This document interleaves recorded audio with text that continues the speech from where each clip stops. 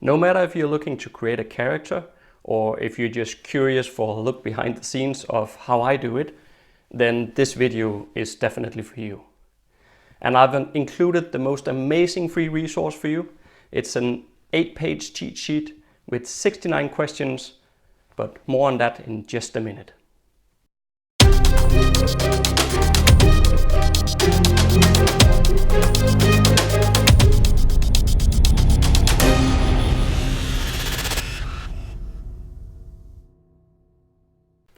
We're going to talk about developing a personality for a fiction character today.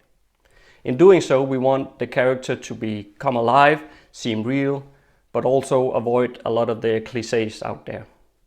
Have you ever heard of the dwarf who loves ale? Or how about the elf archer, Legolas? Do I need to say more? Well, don't get me wrong, it's not that I have anything against these. There is a reason why these became cultural archetypes in the first place. But at the same time, I do have a little against it. It's not new. It's not unique. You see where I'm going with this? Now, a few things before we dive in.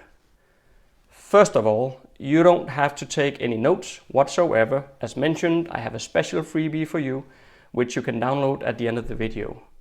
I am really proud of this one. It's packed full of all the information I'm covering in this video, but also much more. It's all you need to create the character's personality. And let me say, I did not invent everything in this freebie myself, and I like it that way because it's stuff that has gone through trial and error enough that I know it's solid. I've collected it from many different sources over time and now put it all together in a structured and approachable form. I use this exact document myself, and it's always my starting point in developing a character. So this video is therefore the first video in a series on character creation. Oh, and one important thing to make before I forget. I don't go through this exercise for all characters, only the main protagonist and antagonists, the ones I need to develop a very deep understanding of. So how is it formed? The personality, I mean. Well, this can be and have been debated a lot, but if we can at least agree that childhood experiences have a big part to play. You good with that? Well, if you are, then let's focus on the experiences that defines a character's life. And by that, we are instantly moving away from any cliches and toward a deep personality. Conflict is at the heart of character development. And in the mentioned freebie, you will also see many of the questions are centered exactly around this. As the character grows up, he or she will have struggles against various opposing forces like the environment, siblings, parents, peers, and so forth. And the first thing I dive into is early life or childhood. This is where the character gains experiences which will have monumental impact on the person they will later become. From the perspective of a child, the world might seem a lovely place filled with wonders, or it could be a place filled with danger. Okay, I'm getting a bit extreme here, but the point is that the events of childhood will impact the perception of the world, which a child will then carry on with into adulthood. The character's family is likely to have the strongest influencer, and they will pass on their customs, traditions, religions, and superstitions to the character.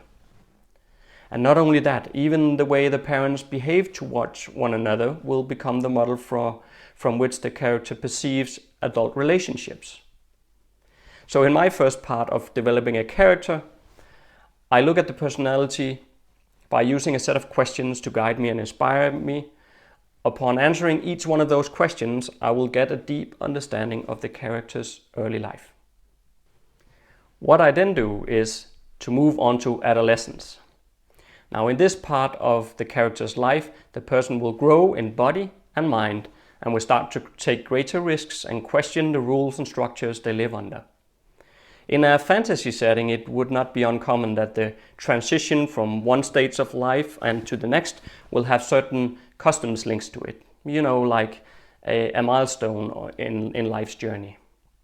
The questions I use to guide myself here is around culture, friendship, first loves, and the responsibilities that comes with becoming older. I'm now ready to move into the final part, which is, surprise, adulthood. The character is now the sum of all the feelings, experiences and choices made from birth through adolescence, and also capable of analyzing his or her own past.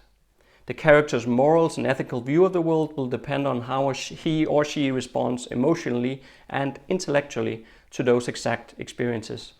So to round it off, I use questions that evolve around the interpretations of past experiences and trying to flesh out some elements that are still very much relevant in the present. Is this a lot of work? Well, you can probably complete all the questions in an hour. And if you do, I can promise you that you'll have a very solid foundation for when we start adding more to the character creation process in the later videos. I hope you found this helpful and interesting. I would love to hear your thoughts in the comment section below. And if you want this freebie that I've been mentioning, just click the link. You'll also find it down in the description field below. Oh, and make sure to subscribe so that we can stay connected. And I would also appreciate it a lot if you check out my Patreon page again. I have included a link for you. Until next time.